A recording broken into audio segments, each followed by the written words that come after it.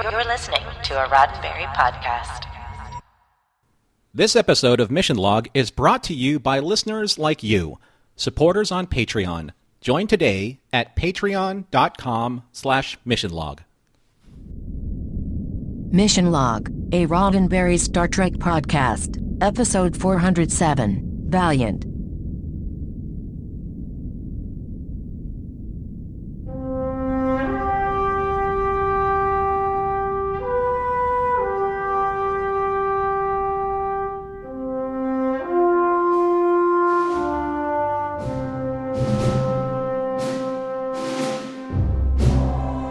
Welcome into another episode of Mission Log, a Roddenberry Star Trek podcast. I'm John Champion. And I'm Norman Lau. Each week on Mission Log, we take a look at each and every episode of Star Trek, trying to find the morals, meanings, and messages contained within, and see if they stand the test of time. And we do so each and every week without the use of stimulants. This week, speak for yourself, this week, Valiant, the episode where Nog and Jake are saved from certain doom by the crew of the Valiant and find themselves at odds again. But this time, it cost Nog a whole lot more than 10 bars of gold-pressed latinum. But before we get into trivia, here are several ways you can break radio silence to contact and stay in touch with us. Mission Log is a conversation about Star Trek, and that's why we want to hear from you. Use Mission Log Pod to give us a like and a share on Facebook and Twitter. Then follow and rate us at Apple Podcasts to help others find the show. You can call us on Skype at Mission Log Pod or by dialing 323-522-5641. Send us an email at missionlog@roddenberry.com. And remember, we may use your comments on an upcoming episode of Mission Log. And now, here is John Champion, who will give us his most valiant summary for this episode's trivia. I will do so defiantly. So, trivia for this week's episode, Valiant. It was written by Ronald D. Moore. He gets the story and teleplay credit here. We're returning to an idea that Ron and others on the staff, particularly Ira Stephen Bear, had kicked around for a while. That what if they encountered a ship that had been lost for some time during the Dominion War, and now we have all these battle-hardened soldiers doing things their own way. Then, what if we made them kids, and then what if we put our own crew with them? At first, it was to be Jake and Kira, but they wisely decided to go with Jake and Nog since it was hard to believe that Kira wouldn't just go in there and set things straight. It was directed by Michael Vijar, and we're in the middle of Mike's 7-episode run on DS9. Most recently of his, we covered Rocks and Shoals. Hey, we're back on the USS Shenandoah. Good to see that runabout back after Dax and Worf made use of it in Change of Heart. And I will point out that it looks like, to me anyway, some new angles filmed in the cockpit, or maybe the DP was using a different lens to give it a little roomier feel, but I enjoyed seeing a new angle on it this week. And we're back on the Defiant. Well, this time masquerading as the Valiant. Ron Moore loved the name Valiant and originally wanted that to be the name of the ship that Sisko gets, but Voyager was about to start production at the time, and they were all told no ships that start with the letter V on DS9. The sets are the same, though, with the exception of changing the color scheme on some of the wall panels of the Valiant to a deep red as opposed to the Defiant's more blue-gray. And then they did a lot of practical explosion effects on those sets. Let's talk about our guest stars. It's time to meet the Red Squad. There's Lieutenant Shepard, who we first encountered way back on Earth in Season 4's Paradise Lost. Then and now he's played by David Drew Gallagher. We meet Ferris, played by Courtney Peldon. Courtney started acting at a very young age, appearing on TV by the age of 5 and landing a regular gig on the TV version of Harry and the Hendersons by the time she was 10. Recurring gigs popped up on Home Improvement and Boston Public later in her career, and Courtney does a lot of voice work for animated series as well as in features. There's Acting Chief Petty Officer Dorian Collins, played by Ashley McDonough, and we're actually catching her at the very last on-screen credit in her resume, just one guest spot in one TV movie predate DS9 for Ashley. Finally, Captain Waters is played by Paul Popovich. Canadian-born Paul got his start on screen in his teenage years and quickly found recurring roles on shows like Beverly Hills 90210 and The Hardy Boys. He even had a long run on TNG. That's not Star Trek, but rather Degrassi, The Next Generation, for those of you following high school dramas. He turns up on The Expanse and in features and independent horror like 2016's Rupture. This is Paul's only Star Trek appearance. Hey, John, I have to make a mention of this. I usually don't jump into trivia unless I have something important to contribute, but I'm glad that they scrapped the working title for this episode and used Valiant instead. What was the working title? I don't think I found that in my trivia notes. It was Star Trek Deep Space 90210. I'm glad they didn't go with that one either. Now that we know the story behind how the Defiant ended up not being the Valiant, ask yourself this: is the crew of the Valiant really valiant, or are they defiant?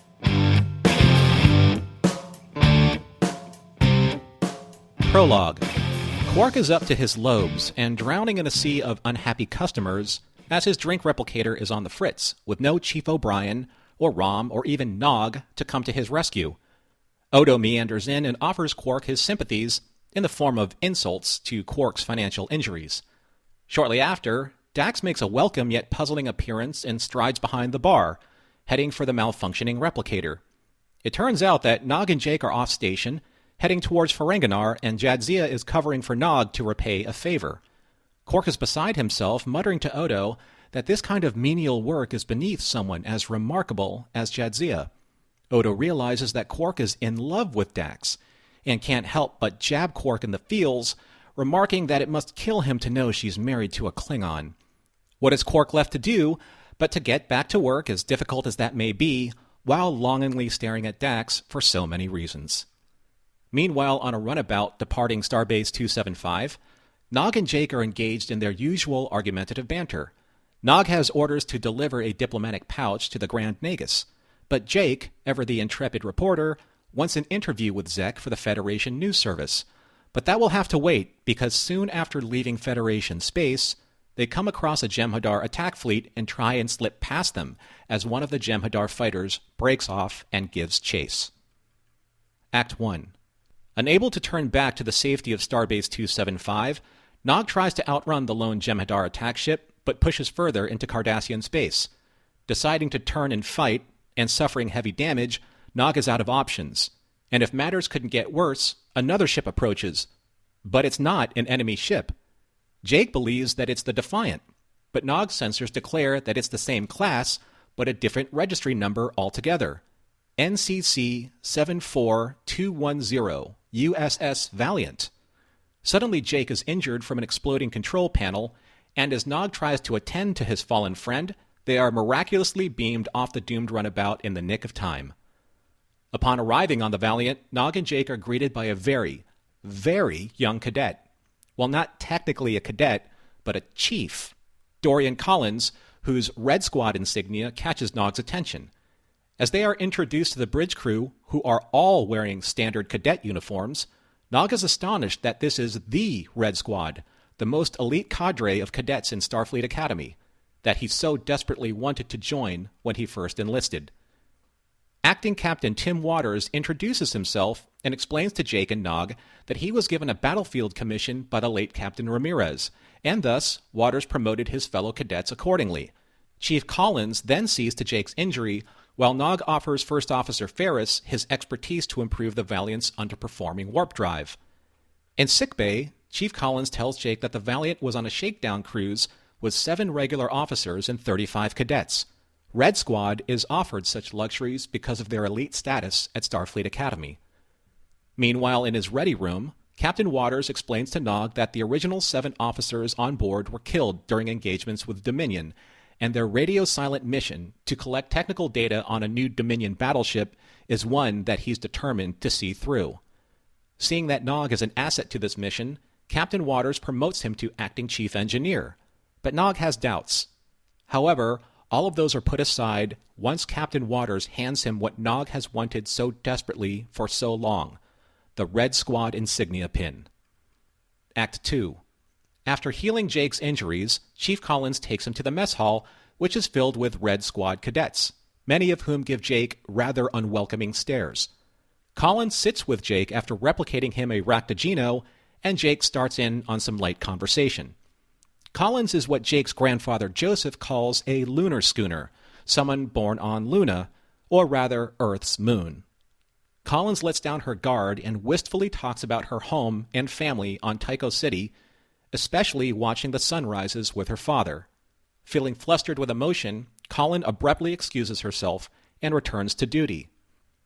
In engineering, it seems that Waters' confidence with Nog's technical expertise was well placed, as Nog's engineering methods, unorthodox by Ferris's standards, is able to push the warp engine successfully to warp 4. After leaving engineering, Waters enters sickbay and makes haste towards a medicine cabinet to grab some pills. After taking them, he notices Chief Collins sitting there, struggling emotionally and admitting to feeling homesick. Soon after, Jake is escorted by Collins to the captain's ready room, where Waters and First Officer Ferris are waiting for him. Ferris warns him to tread carefully, as his presence is affecting the morale of the crew, especially Collins. However, the captain tries to persuade Jake to focus on the significance of what this mission means and how this crew of cadets are contributing to the war effort. Jake is skeptical of the captain's motives, and after Jake leaves, the captain downs another handful of pills, assuring his first officer that everything is fine. Act 3. Jake finally reconnects with Nog and is surprised to see him wearing the Red Squad insignia on his collar. Jake remarks that all of this is moving a little too fast, but Nog, feeling a little defensive, retorts that captains have to make quick decisions. Suddenly, Ferris declares battle stations and for all crew to report to their posts. The Valiant sensors have finally located their white whale, and the captain orders for a probe to gather the necessary intelligence needed to prepare for their eventual attack on the Jem'Hadar battleship. Later in the mess hall, a very strident and confident Captain Waters addresses his crew. He informs them that their original mission, to seek out and locate this advanced Jem'Hadar warship, has been completed. But he also informs the crew that their data has discovered a weakness in the ship's design that can be exploited. However, the mission isn't without its risks, and they will have to get extremely close to the warship in order for their specially modified quantum torpedoes to be effective. And to bolster the morale of the crew, the captain presents them with the challenge of destroying this enemy ship rather than risking the lives of another Federation ship and crew that may encounter this behemoth later on. Unable to contain himself, Jake speaks up and says that his father, a known and respected tactical strategist, wouldn't even attempt this mission with a single ship and without seasoned officers and combat veterans manning their posts. To which Captain Waters responds, "We are Red Squad, and we can do anything." As the crew, Nog included, chants at the top of their lungs, "Red Squad! Red Squad! Red Squad!" Act 4. In engineering, Nog is hard at work modifying the quantum torpedoes in order for them to deliver a specific tactical payload that will cripple the Jem'Hadar battlecruiser. Jake, on the other hand, is trying to convince Nog that this is a suicide mission under the command of a compromised and egotistical cadet who is under the influence of stimulants. Nog responds defensively, being personally and professionally insulted, saying that Starfleet uses words like honor, code, loyalty, as the backbone of a life spent defending something. Jake, you use them as headlines. And Captain Waters, watching from a remote screen in his ready room, has seen all he needs to see, because right after Jake leaves engineering, right after Nog angrily yells at him to get out, Jake is arrested at phaser point and thrown into the brig. With Jake silenced and confined to a holding cell, the rest of the Valiant's crew makes ready for their eventual confrontation with the Jem'Hadar warship. Hatches are battened down, and all preparations are at the ready. Captain Waters addresses his crew one final time and reminds them that this moment will never come again. Hold on to it. Savor it for as long as you can. Your Starfleet. Your Red Squad. And with that, the Valiant heads towards their fate at Warp 6. Act 5. As the Valiant is detected by the Jem'Hadar warship, it drops out of warp and turns to engage the far smaller Federation vessel. The size of the Jem'Hadar ship gives the Valiant's crew a great deal of pause, but Captain Waters steals himself and his crew and orders a high-speed frontal attack to avoid enemy weapons lock. Nevertheless, the Valiant's approach causes them to suffer heavy damage, rocking the Valiant and making it nearly impossible to achieve weapons lock of the Jem'Hadar warship's weak point. But Ferris remained focused and takes her best shot at the underbelly of the beast, and the crew cheers as the warship explodes, cascading into fireballs, exactly as Captain Waters hoped would be the case. Hoped, that is. Even though Ferris confirmed that the torpedoes hit their intended target directly and precisely, it appears that they just impacted on the surface. The tactics were right, they just didn't work. And that was a reality that Red Squad has never experienced. Outgunned, outmaneuvered, and out of options, the once confident and poised cadre of elite cadets began to falter, and their only pillar of strength, of leadership, and their only hope of making out of this desperation is, or rather was, Captain Waters, whose console exploded, launching him backwards from his command chair and killing him. But he wasn't the only loss. As the warship bombards the Valiant with volley after volley of weapons fire, the once proud Defiant-class starship is reduced to a lifeless, hulking mass of twisted metal. Nog, being the only senior officer alive, orders a full evacuation of all remaining crewmen. He escorts a very disoriented and injured Collins to the escape pods, but not before making a quick detour to free Jake from his holding cell. As the escape pods jettison from the remains of the Valiant, 3 out of the 4 are destroyed by enemy fire, leaving only Nog, Jake, and Collins as the only survivors to have escaped this massacre, and whose escape pod's distress beacon was later picked up by the Defiant, looking for Jake and Nog's missing runabout. Safely aboard Deep Space Nine, and being treated in the infirmary, Jake and Nog reconcile their differences and come to terms with what they have just survived. Nog encourages Jake to write this story, so that the Valiant, her crew, and especially her captain would be remembered for posterity, especially the final act of Captain Waters, who, quote-unquote, led them over a cliff, as the crew blindly followed him. However, Collins, from her sickbed, defends her captain, confessing that if her captain failed, that was only because his crew failed him. To which Nog sincerely and compassionately replied, "He may have been a hero, he may even have been a great man, but in the end, he was a bad captain," as he handed Collins his Red Squad pin. The end. Red Squad, Red Squad, Red Squad. Said with such passion and vigor. Thank you, Norman, for that recap. I appreciate it. More than a few things to pick apart here, but I guess we'll have a little fun with it right from the top. So what do you got? What observations can you share with us? I like at the very beginning that we start off on a little lighter note, and I like that it kind of echoes what Quark was doing to Odo in his way, when Quark was pointing out to Odo that you got to come to terms with your feelings for Kira, and now Odo's kind of jabbing him back, like their relationship is, and he's saying, hey, you got to deal with your feelings for Jadzia, because they are pretty much like front and center here. I kind of have mixed feelings about that scene, honestly. So I like this more sensitive, more humorous Odo. He's letting it come out. He's sharing it with other people more so. Although, he and Quark have had a laugh every now and then, which is kind of fun. I'm not really sure that I dig the whole thing about Quark and Bashir's, let's not forget him, love for Dax, because Bashir's love for Dax is what Quark used against him in that Tongo game. I don't know how invested I am in that anymore. And I don't know if what Quark has for Dax, I don't know if I would call that love necessarily.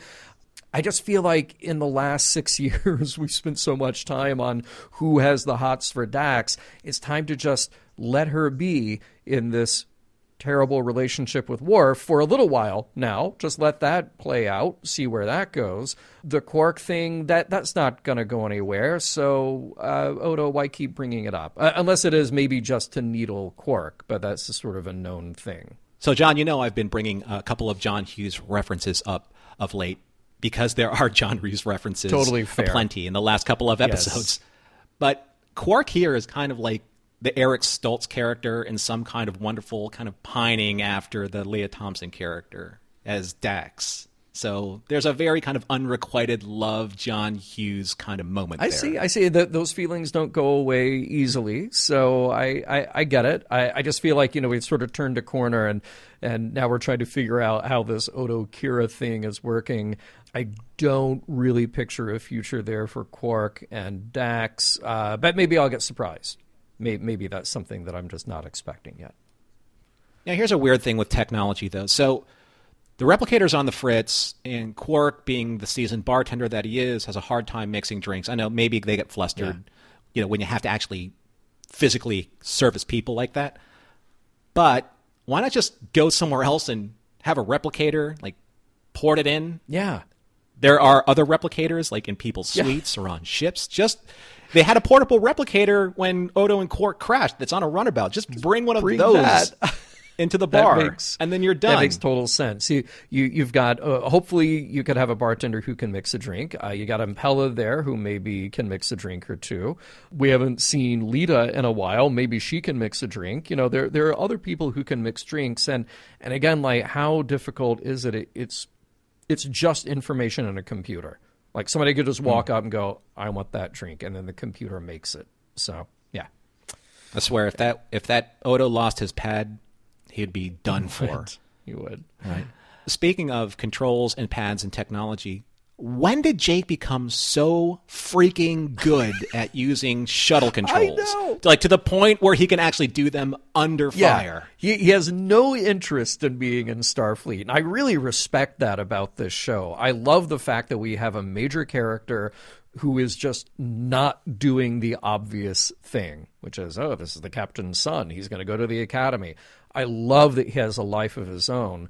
But yeah, he's really good at that. And I'll even jump to the end. And, when he's in the brig and they're taking fire, he's not calm, but I will say he is way calmer than I would be during the same situation. So he's got skills that have been so far untapped on this show. Wait, John, are you saying that experience allows people to make more rational and more measured decisions because of what they have experienced in the past to inform those decisions? Is that what you're saying? So maybe just being educated in a classroom isn't all you need to actually have the skills that you need to get through life. These are all maybe interesting things that might come up in today's show. By the way, speaking of Jake, I tend to point out whenever we have a very effective but old school practical effect on this show, sometimes I'll do it with replicators. And in this case, we have an old school, very easy effect done in sickbay. When Jake is having his wound treated by Dorian, first of all, if you go back and rewatch that scene, why is there smoke coming off of that little device in her hand? Or maybe it's off of his arm, but this is weird either way. But there's a very simple, uninterrupted tracking shot with the camera going around Jake, and it never stops. And then Jake's clearly wounded arm is lowered, and then when he lifts it again, it's fine, no wound. And obviously there's a stunt arm in the first part of the shot, but it totally works. That's such a good little effect to have in there. They did it right. You love practical effect shots. I do, because we give so much attention to how either CG was used to completely create a scene or enhance a scene with something you couldn't ever do practically. And when you do something like this, it is just old school stage trickery. That's all it is. The camera's only seeing this much, but the camera's got to move. And instead of doing the obvious thing, which is to do a cut and then do the insert of Jake's arm, no. Keep the camera rolling. Keep it going. And let's just bring in a stunt arm to do this. I love it. Now, one thing that I will point out is that on the Valiant, yes, it is all Red Squad. I want to know, if they don't have a full crew complement, who is the chief officer in charge of branding? Because somebody went way above and beyond branding that ship with Red Squad everywhere all the time. Put up that giant logo. Good thing they have replicators, because they're getting a lot of work making those branding signs. I know that we're making light of it, but when you really think about it, the Valiant was a training vessel with 7 experienced officers on board and 34 cadets. So why isn't that logo, especially the one in Waters' quarters, that gigantic one, why isn't that USS Valiant? Yeah, I know. I know. Right? Yeah. Geez, it's so strange that it was something so self-serving on this ship. I mean, gosh, so strange and out of character for them. Did they just like beam that on board somewhere? It's like, hey guys, we really need to get our flag up here, so it's our ship now. Yeah. And I know, again, we're making light of it, but there's one time though, I remember in Paradise Lost when they were talking about Red Squad, and I saw the logo, and I'm like, wow, what a really well-designed logo. I wanted the pin, I wanted the T-shirt, I wanted the mug, I want all of it. Now I'm not so sure, to be honest with you. I think that's fair. Yeah, absolutely, because then you're kind of playing either the bad guy or the deluded guy. Ooh, oh, wait, I don't want to jump to the ending there. Later. Yeah, okay, all right. I really liked that little bit about the moon when Jake and Dorian were having that conversation in the mess hall. And I just wondered, like, was this something that Ron Moore was trying to make happen in the pop culture, like trying to get people to call it Luna? Because I don't think they will. It is still our moon.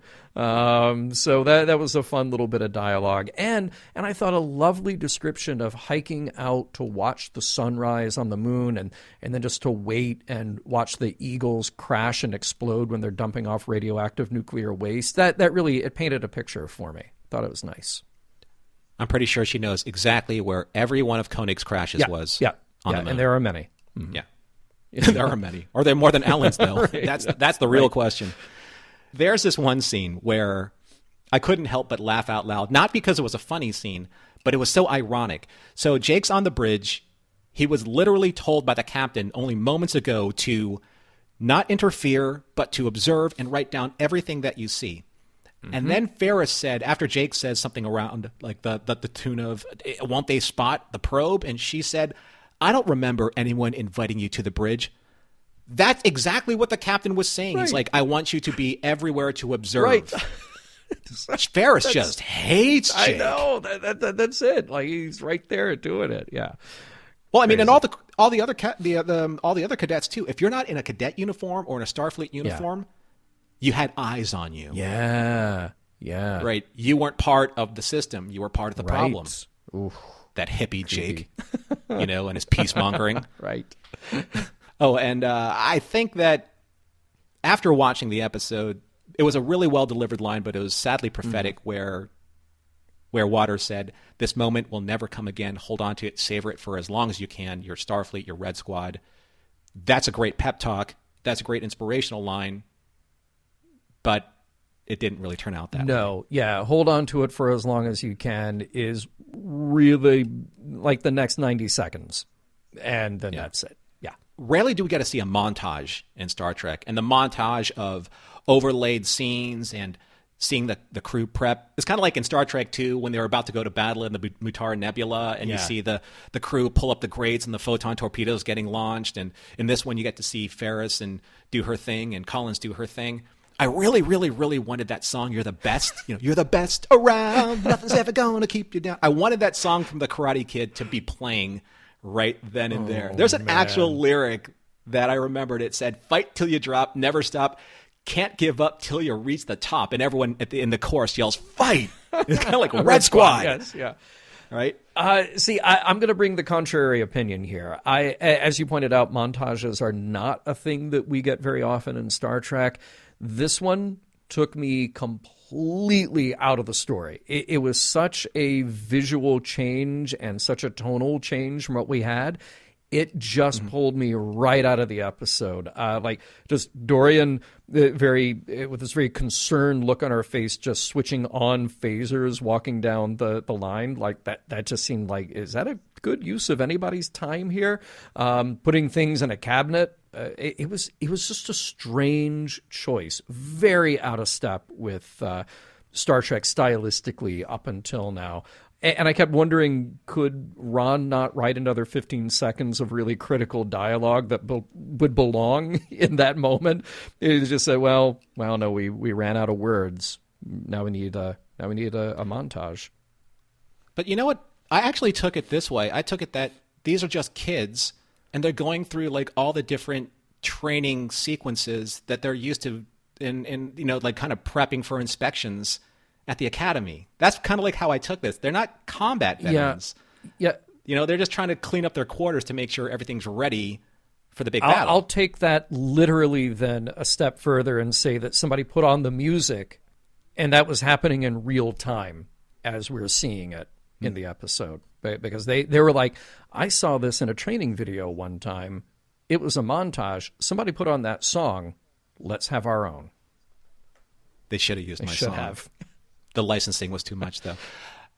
So the attack scene where the Valiant strafes the Jem'Hadar battlecruiser, I mean, that was like straight out of The Last Starfighter, where Alex Rogan just attacks the Kodan 100%. warship Yeah. and looks for that giant, the giant communications pod. Yeah. That was good stuff. Love that. I usually like mentioning favorite scenes when I actually do have a favorite scene. In this episode, my favorite scene is when Jake says to Nog, I don't even know who you are anymore. And then Nog said, I'm the chief engineer of the starship Valiant. And he says it with such pride. Yeah. Right? Yeah. And then Jake says, I'll have them put that on your tombstone. Oh. Wow. Sick burn, Jake. I love it. That was a good bit of dialogue. Now, since this doesn't exactly count, but since we have pointed out before Deus Ex Machina, and sometimes it's egregious use in Deep Space Nine, I found the ending of this story to be strange. Literally every other escape pod is either shot down by the Jem'Hadar or just explodes upon launch. I feel terrible for the people in that one. The only one that makes it is the one with Jake and Nog and Dorian, because, well, Jake and Nog, we still have to have more DS9. And the one ship that's out there to pick it up is the Defiant. Now, granted, Captain of the Defiant has good reason to be out there looking, but it just happens that they find it right away. So that was it was a little maybe too neat of a bow on the end of that. But I did have to ask myself, after we've seen the tragedy of the failure of Red Squad and the mission of the Valiant, what if they had chosen to write it in a different way? And what if they'd made it back home? Like, what would that briefing look like if the entire crew makes it back home and it's 8 months later and they've done all of this stuff and then they meet with their superior at Starfleet Academy? What does that conversation sound like? Because I think it would be something more like, you were gone for how long and your captain was dead for what part of that? What is wrong with you? How do you and all of you feel about a career in not being on a starship? Because we have that available to you. Hey, Red Squad kids, listen up. You know what makes you sound less creepy and culty than chanting Red Squad over and over again? Try chanting Lower Decks, Lower Decks, Lower Decks.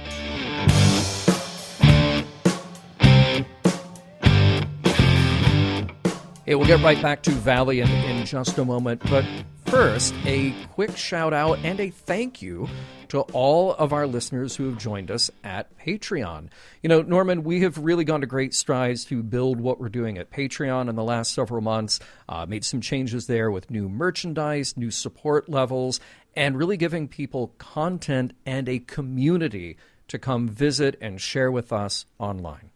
And wait till our Patreon squad pins come out. Oh, boy, no. They're going to look amazing. Patreon.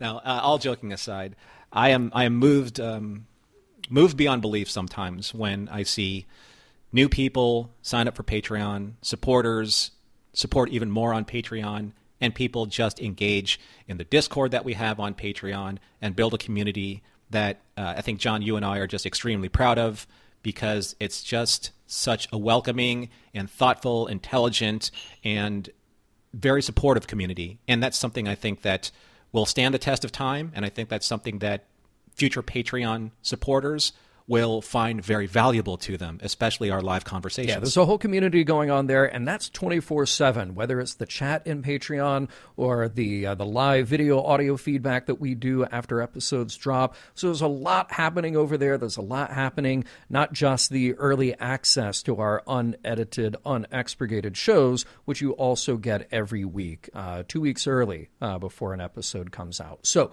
check us out at patreon.com/missionlog. And I do want to say thank you to some of our newest patrons, Benjamin, David, Terry, Deanne, Alan, Troy, Star, and Barbara. Thank you so much for your support. Thank you to everybody who has supported us there at Patreon. And thank you, everyone, for continuing to just build that fantastic community.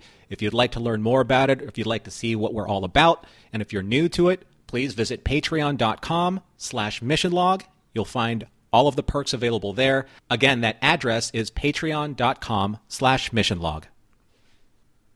All right, Norman, here we go with our valiant attempt to pick apart Valiant.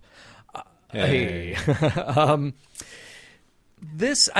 of the interesting themes here to me is faith, belief, dedication, however we want to phrase this and maybe split some hairs here. But we've talked many times in Mission Log about DS9's attempts to examine religious faith. And you have that baked into the whole premise with what's going on in Bajor and when we get visited by people like Kai Wen. But here we have a different kind of faith on display and one that is explored.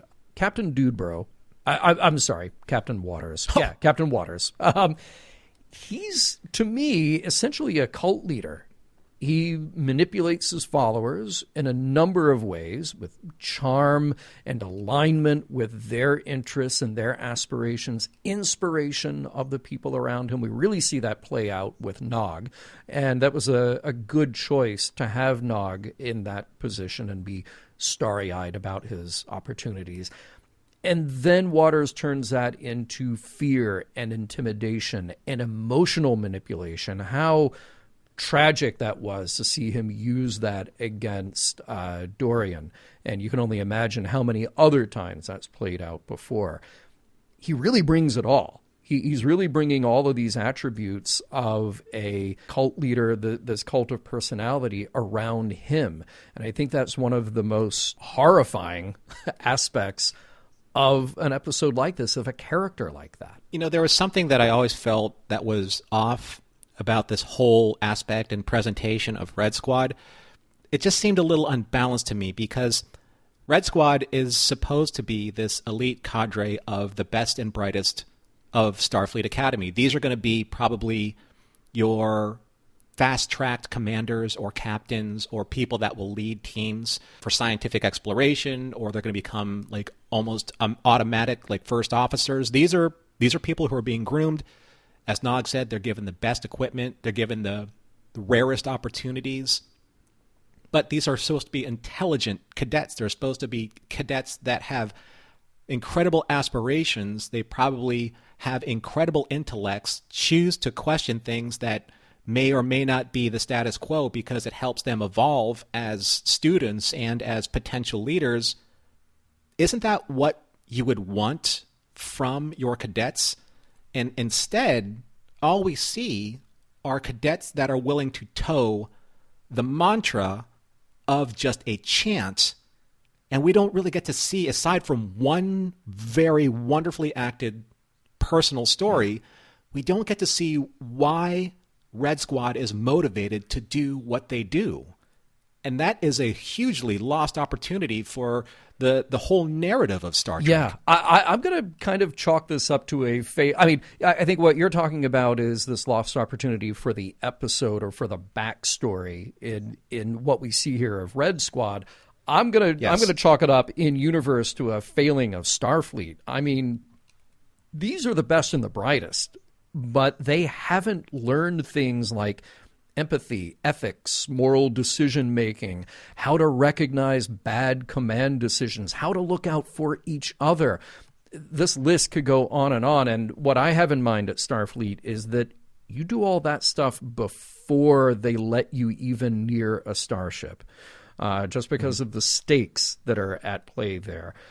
So, yeah, there's this huge missing element. Like, I really like and appreciate the idea of figuring out what happens to this group of people when they're cut off, or in this case, they have decided to be cut off. They didn't have to be. Let's remember that. And what happens when the war has raged from their specific set of experiences. That's all very interesting stuff. But at a certain point, somebody's got to pay the price.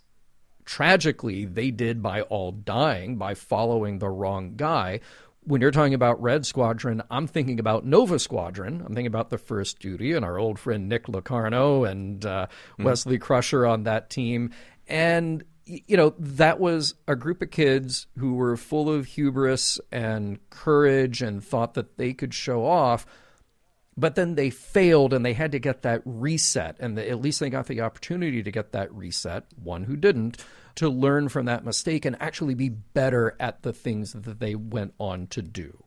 So it's a very different set of circumstances here, but similar parallels there. Failure is probably one of the greatest teachers in the experience of life. Yeah. You have to be able to accept failures. You have to be able to understand why things didn't go your way, and you have to be able to give yourself the options of learning from those mistakes or succumbing to them again because you refuse to identify why you were there in the first place. And I think that there's only one character that really gave us even a small modicum of opportunity to see that there were living, feeling, intelligent, questioning intellects in that entire cadre, and that was Collins. And what happened to her for showing emotion? She was interrogated for it, and then she was chastised for it. How dare you? How dare you show emotions? We're Red Squad. You know, we work like precision machinery. You're not a watch. You're a person. That speaks to the failure of command every step of the way. I mean, let me take, because I'll come back to Collins in a minute, but, you know, look at the discussion that Captain Waters is having with Jake. You can do this. You just have to have faith in yourself and faith in your shipmates. And he has a point. Waters is right in that moment that he's pushing people to go beyond what they think their limits are. And this is probably an experience that every single one of them had, whether it's there on that ship or even at the academy, being pushed to be better than what they think they are. But then he says the tragic, 5 words after that, and everything will be fine. And that's where he's wrong, because everything won't be fine, especially without accountability. So if you never have the opportunity to make a mistake, learn from the mistake, and then hold everyone accountable who should be held accountable for that, you don't learn, you don't grow, you don't get better for the next time. And that's what's happening here. And that total lack of empathy, lack of humanity, which is from the top of that command structure down, which is completely at odds with the type of functional command that we've seen in the rest of Star Trek. So again, I have to wonder, what is the message they've gotten at the Academy that has allowed them to evolve into this bastardized version of a starship crew?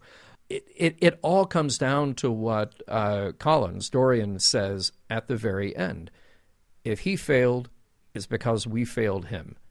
That is the voice of a brainwashed cult member who protects the cult at all costs.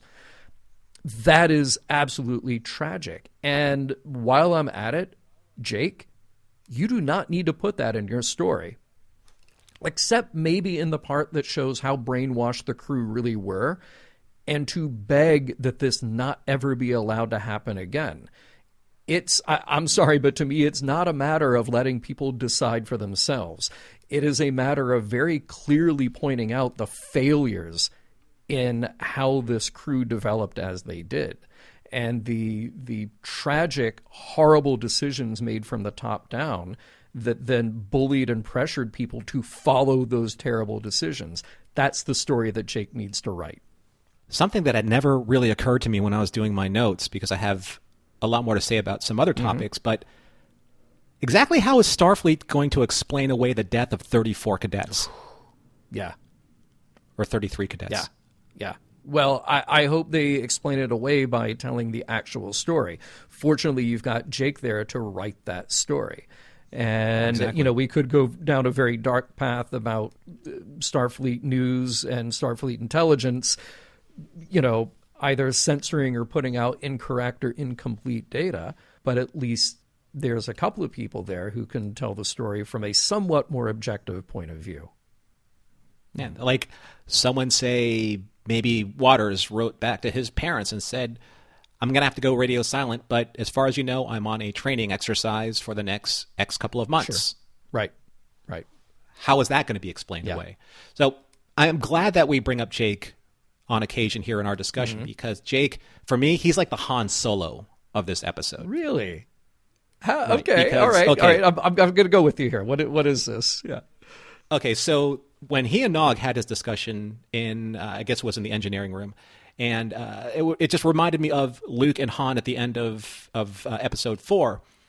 Han said, attacking that battle station ain't my idea of courage. It's more like suicide, right? Okay. And then Luke said, all right, well, take care of yourself, Han. I guess it's your best at, isn't it? Yeah. There's this huge philosophy. Yeah. Like Luke is like, he's really into wanting to attack this space station, like the giant Jem'Hadar battleship, and he's willing to put on the uniform and put on the helmet and go into the ship and fight this suicidal battle against all odds. And Han's like, what are you, out of your mind? Now, we know that Han changed his opinion. course. But Nog said this to Jake, and it's very similar. Nog said, you don't understand because you've never put on one of these uniforms.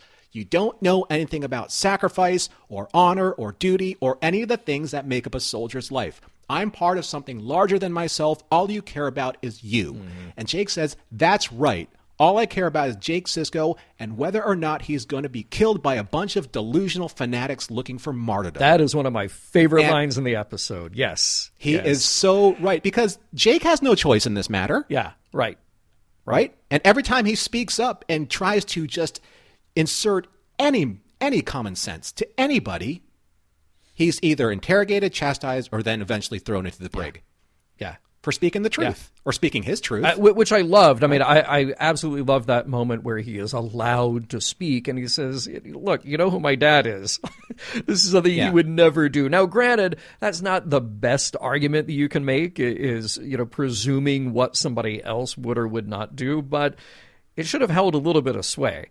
And, the biggest, I think the biggest difference with the attack run on the Death Star is that you had quite a bit more intelligence, quite a bit more experience behind that decision, and at least some choices about who was going to go there and how it would be carried out. This is just like, look, you're all members of the cult. You will all do what I say. We'll say the magic words, Red Squad, Red Squad, Red Squad, over and over again.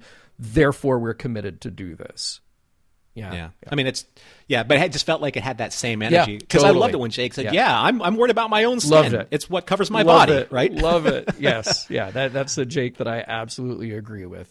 But one of the things that really kind of bugged me about, I guess, where Red Squad was in their training or the way that they've been conditioned, how many times in Star Trek have we seen captains being countermanded or at least advised by their first officer? This is where I actually have probably one of the biggest problems with this whole Red Squad scenario. Ferris is terrible. Yes. She is a terrible, terrible officer in 100%. training. Yep. Because all she does is care about whether or not the captain's health is able to continue the mission and following his orders and making sure that everyone else follows his orders and her orders, or you get chastised, interrogated, or thrown into the brig.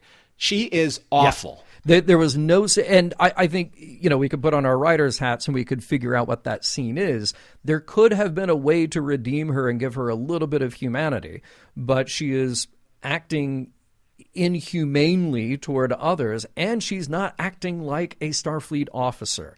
That's the biggest, Right. That is such a huge failing here. And I think that could have been corrected relatively easily, but the story is so concerned with the focus on Waters and then, of course, Jake and Nog, which makes sense, but you end up with all these very two-dimensional characters around Waters who are just doing whatever he says. I really think that Ferris and Collins should have been wrapped up in one character so that you had a character at odds with the captain at times, because Jake was making a very desperate plea for her to drop this facade of just being this elitist cadet following orders. And he goes, remember, you can get back home. You can go to Luna. You can see these sunrises again. All you have to do is question the captain. Right. Or put that in your log. Yeah. So, we have Ferris, who's kind of like basically an enforcer, and you had Collins, who has a little bit more of a heart and soul. And I think that their characters never really developed into anything more than those particular lanes. Yeah. And I think that if they were one character, we could have seen so much more dynamic between the captain and Jake and Nog, and then that character. Agreed. Speaking of Nog, though, I love you, Nog, as a character. And I'm speaking to you in universe, but you remember that time that you served on the Defiant and then you punched through an entire Dominion line of ships and then made it to Deep Space Nine and then went into the wormhole and then stared down an entire Dominion fleet and watched them disappear? You did that with Captain Sisko. Why are you sucking at the boots of these cadets now? Yeah. Right? That... Seriously. Yeah, that's very true. I mean, he theoretically has way more experience than these. So, I mean, yes, granted, the crew of the Valiant have been on board for 8 months, but Nog has been out in the thick of it as well. Nog has served under Sisko. Nog has been on a working ship. He's the one who's gotten a far greater experience in that respect. It's very strange that he would sort of supplicate himself to the others around him in the way that he does. But that's the appeal of what he's being offered. It's like, well, if you keep your mouth shut and you do everything that we ask you to do, you get to put these pips on your collar, and you get to put this logo on your collar, and we're going to call you chief. All this stuff that gets layered on, it comes with that bargain, which is you don't open your mouth because you see what happens when others open their mouths. And he's being kept busy enough that he doesn't even have the opportunity to raise an objection. It is very interesting that Nog is the one who is given those attributes. One of the last things that I do, because I don't want it to affect how I take my notes on an episode, one of the last things that I do before we record is look at Terry Erdman's book, Deep Space Nine Companion. And he had some interesting quotes in there from Aaron Eisenberg talking about how he was looking at Nog's participation here as a Ferengi, meaning if you take that Ferengi attribute of just pushing through to get profit no matter what, at all costs, you keep your eye on that as the goal, you follow those rules, that's where it leads you. He's saying, well, what if I applied that to Nog as the Starfleet officer? And in this case, that Starfleet officer, or that cadet, basically, is looking at how do I get the higher rank? If that's what it's all about, just how do I get the higher rank? How do I stay completely focused on that? The problem with this episode, though, is that we've seen Nog be so multifaceted. We've seen him grow so much and learn so much from everyone around him and see the best in action on the Defiant, that it feels very out of place that he would so easily slip into that as part of this crew. I mean, it's essentially, I'm going to use a sports ball analogy, but everyone knows this particular player because he is the GOAT of GOATs. It's Tom Brady, right? So Tom Brady, it's like I graduated from college. I was first pick of the draft. I'm a wide receiver. I'm playing for now Tampa Bay. But Tom Brady threw a touchdown pass to me, and we won everything. And now I'm going back to high school to try out for the varsity team because I want that Letterman's jacket so badly. You just won the Super Bowl, dude. And you want a Letterman's jacket because that cult of personality was so deeply set in at one time you can't shake, but not looking to get to strive for that brass ring, that pin. That means really nothing anymore when you put it right next to a Super Bowl trophy. Yeah. Hey, Red Squad kids, like that cool collar pin that we spent lots of replicator resources to make? Get your own today. Send in 3 proofs of purchase and 2 Catricel white tubes to Captain Waters, care of USS Valiant.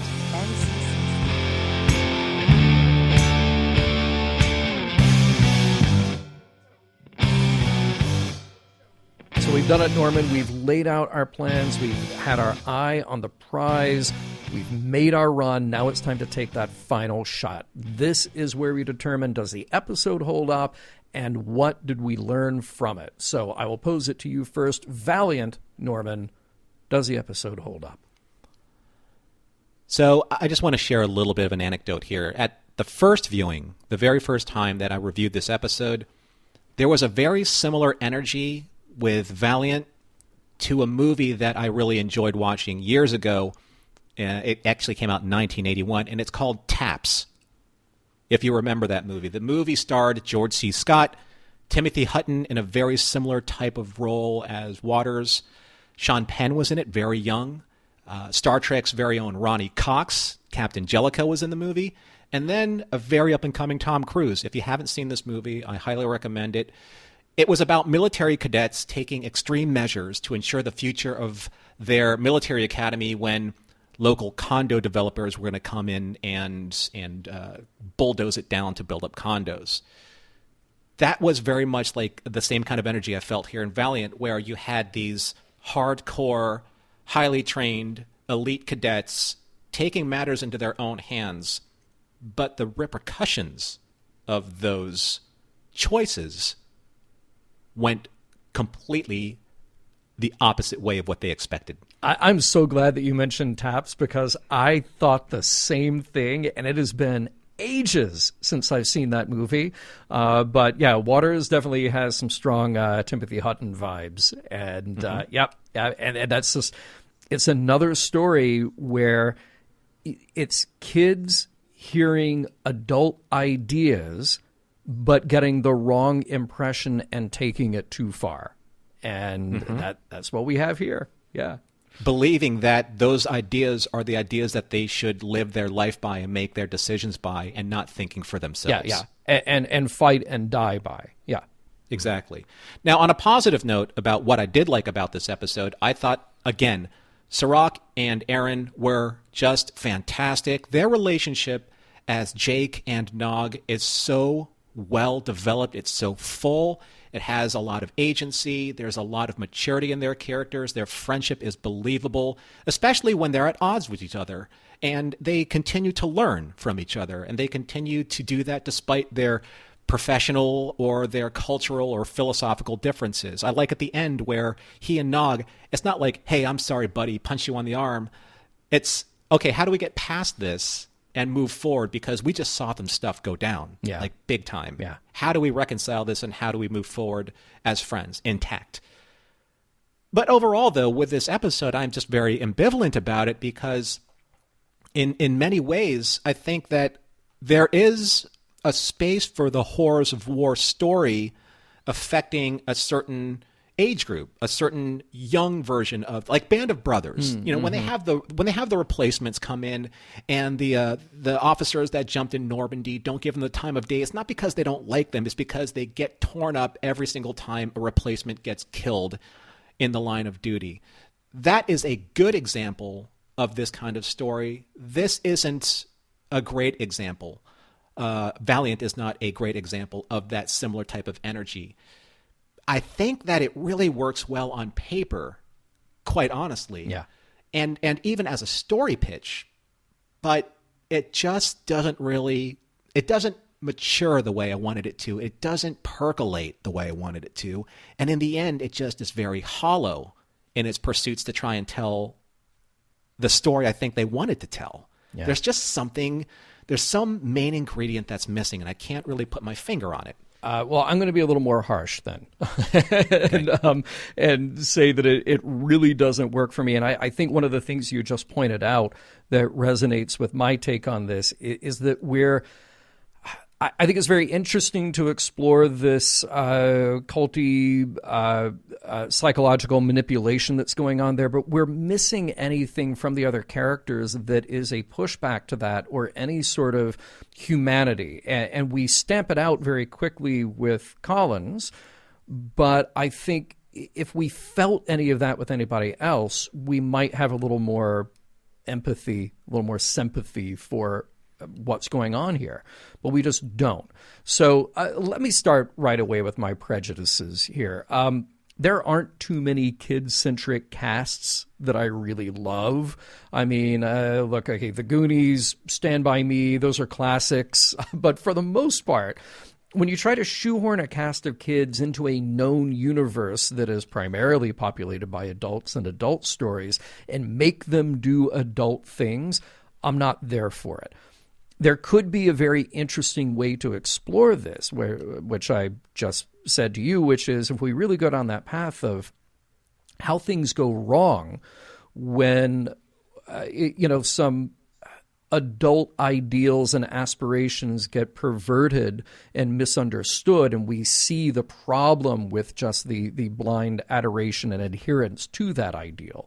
That could be some interesting space to explore there. I will also point out this.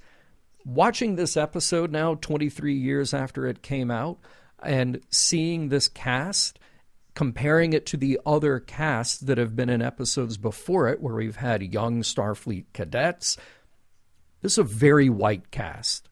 And I'm not here to make a big deal out of it, because it's not exactly what our show is about, but it did strike me to think, if this show were being made right now, we would see a much more diverse group of young people in this training crew. So that just sort of stood out to me as looking very different from what my also very human cast. I mean, there were no other species aside from one Vulcan. Yeah. I mean, even Wesley took his training exam with a Benzite. It would have been nice to have seen anybody who wasn't just either human or that one Vulcan. And that one Vulcan should have spoken up, but we'll get to that in a moment. Honestly, this episode might land somewhere near the top of the list of episodes that I do not like. And that list will feature episodes from all over the place thematically. And look, I'm going to agree with you here that on paper, that's where this episode is strongest. I certainly understand and appreciate what they were trying to do here, but it feels like a huge distraction from the rest of DS9.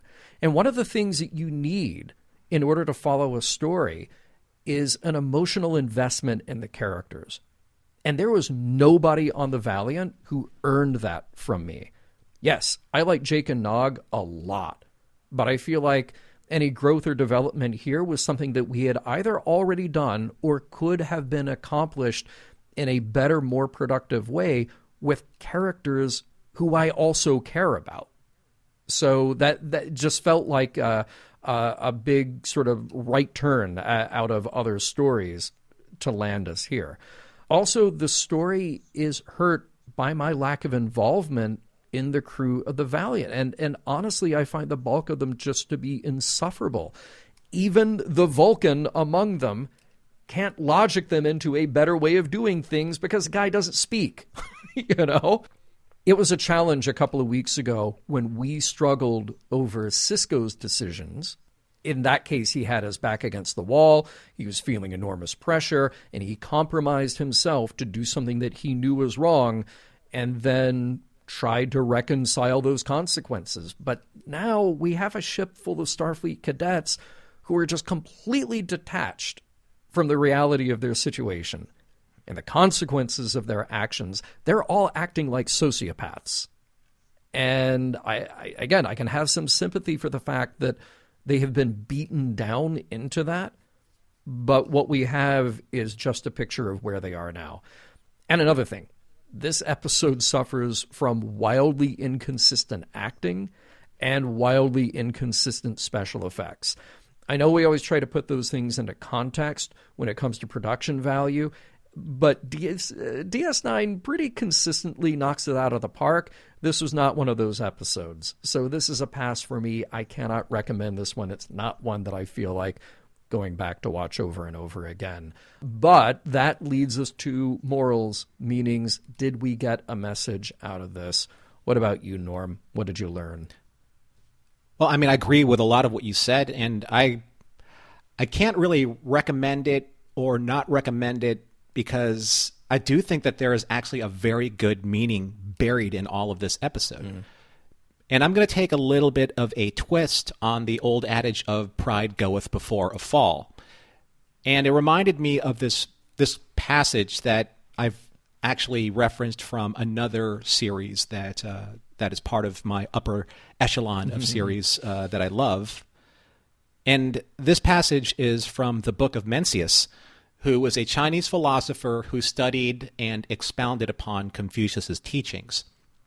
And I quote, "Life is something that I desire, but there is something that I desire more than life, and so I will not be unscrupulous in pursuing life. Death is something that I hate, but there is something that I hate more than death, and so there are perils that I will not avoid. If it were such that there was nothing that one desired more than life, then, if there were some means that would help one continue living, what would one not use? If it were such that there was nothing that one hated more than death, then if there was some means that would help one avoid peril, what would one not do?" And this just kind of, cascades into the age-old argument of heroism versus pragmatism, of choosing death before dishonor. So the issue here lies with a very young and inexperienced captain in training. This is Waters. Yeah. And his even more inexperienced and green first officer, Ferris, who will now never actually have the chance to experience a life and a career that an XO would offer, which is at times vital to a captain's command ability. Without that maturity, then what is left is seen as clear as glass in this episode. And it's this predominant attitude that the arrogance of youth must be tempered with and harnessed by age and experience. We kind of mentioned that before, at least, glibly so. Right, yes.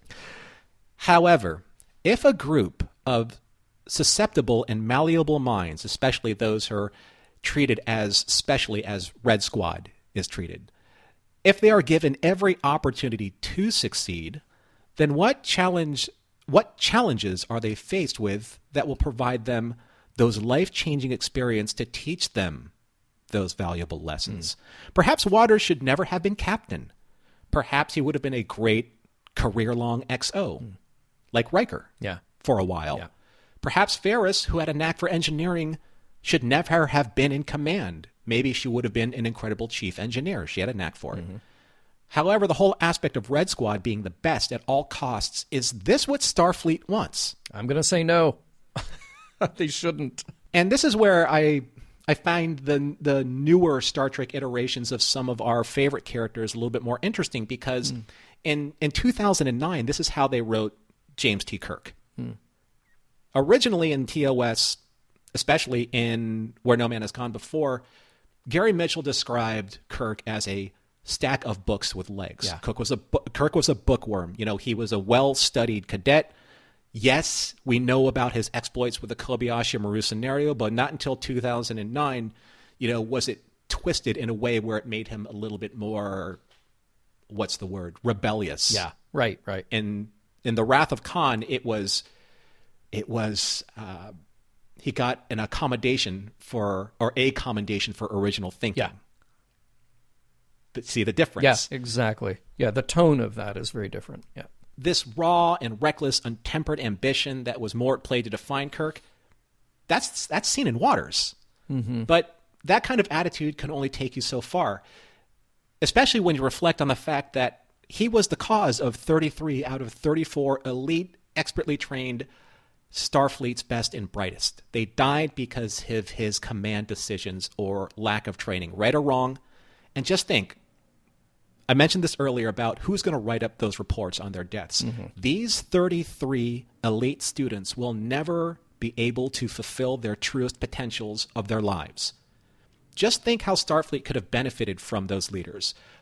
Possible future Captain Kirks, or Captain Janeways, or Cisco's, or archers, diplomats, engineers, doctors, scientists, all that future potential gone to waste. Why?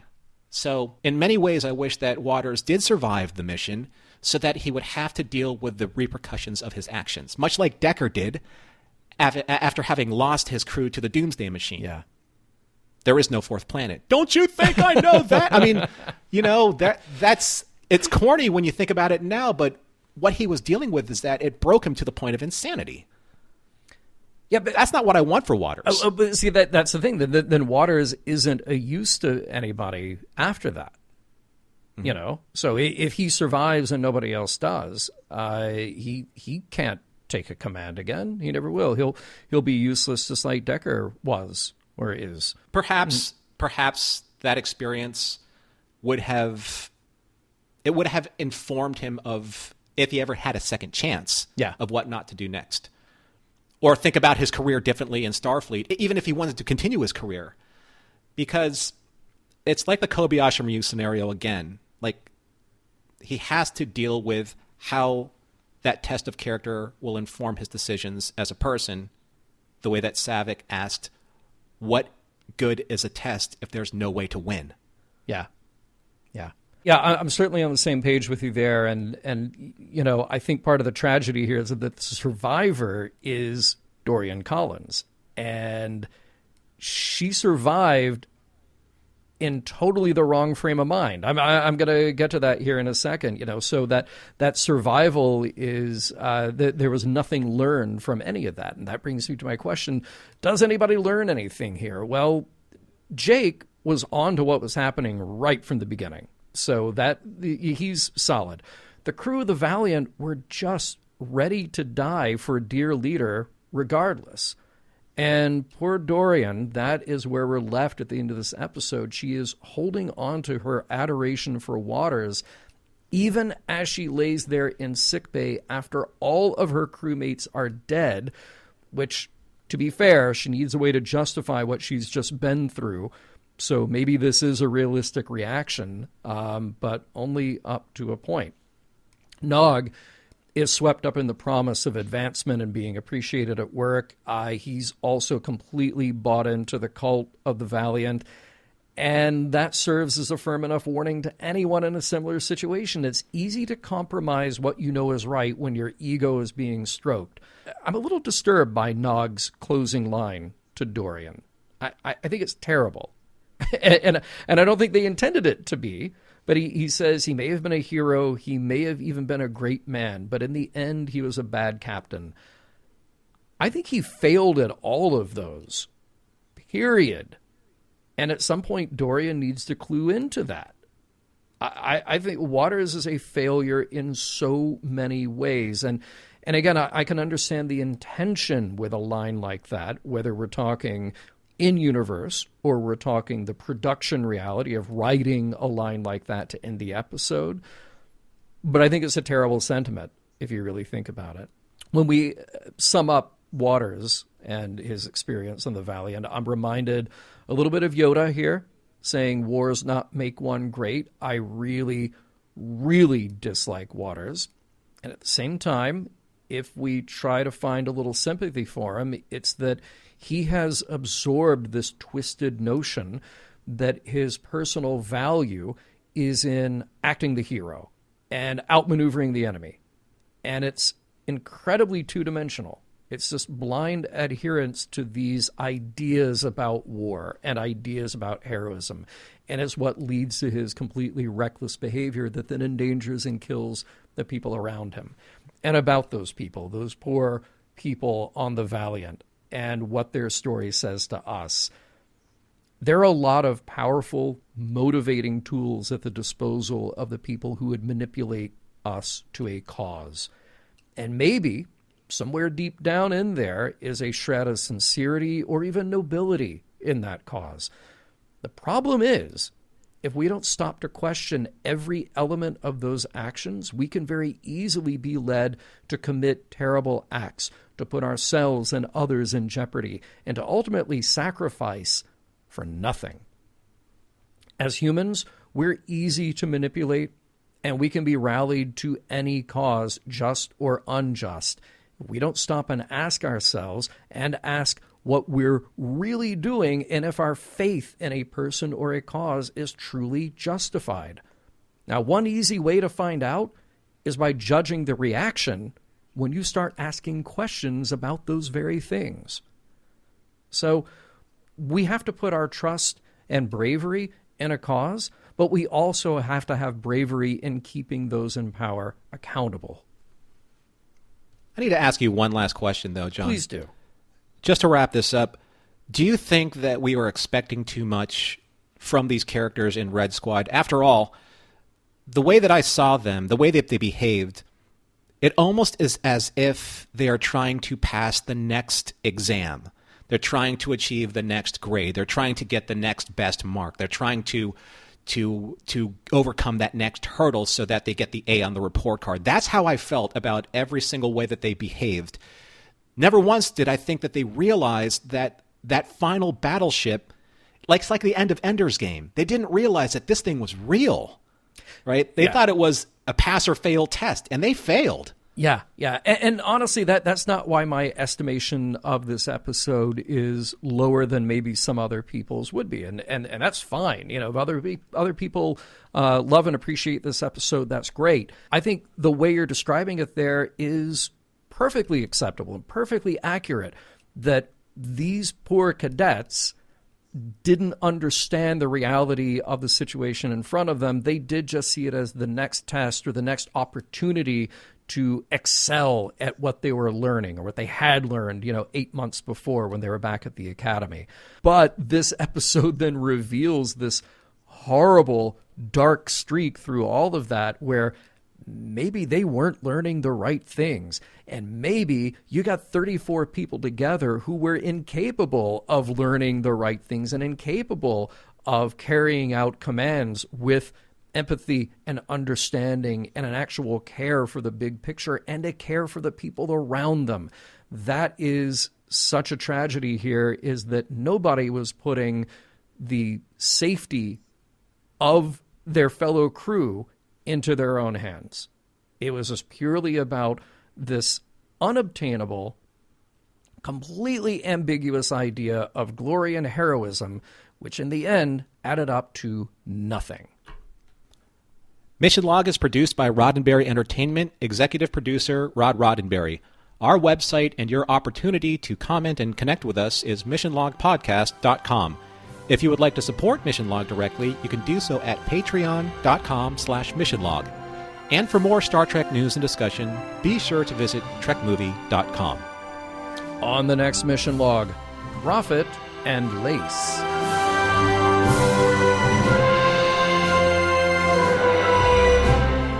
Some of the music for Mission Log provided by Warp 11, online at warp11.com. Special thanks to consulting producers Adam Brusky, Homer Frizzell, Mike Richards, and Mike Schabel.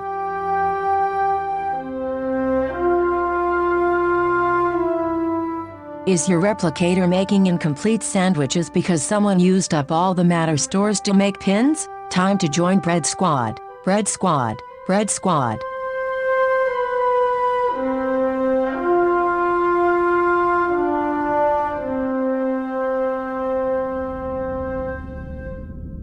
End transmission.